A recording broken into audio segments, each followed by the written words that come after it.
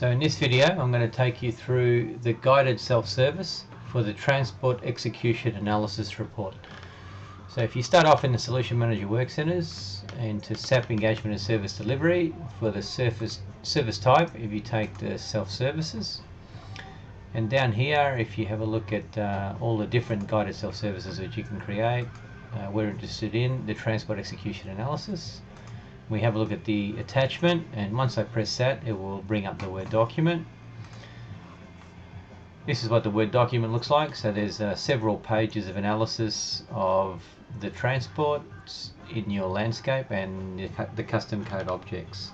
So the first thing I want to draw your attention to is the consistency of SOP Notes across the landscape. So if we flick to this section, you'll see that it tracks the implementation of SAP Notes in development, QAS and in production. So if there are things out of balance, it will tell you from an outset. So that's a really nice feature of this report. Another nice feature of the report is in section 3.12, which is the most frequently changed objects in your landscape. So if you have one piece of custom code which is changing over and over again, you may need to be looking at that. So there's an example of some reports which change frequently in this report.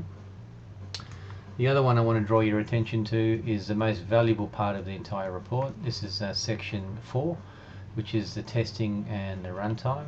So from a testing perspective, when we release transports, sometimes we leave them in QA for way too long, or possibly we don't leave them in QA for long enough, which means that we're not testing in QA. So in this particular report we found that there are 7 transports which went into QA and into prod within 1 hour, so there can't be enough time for testing that.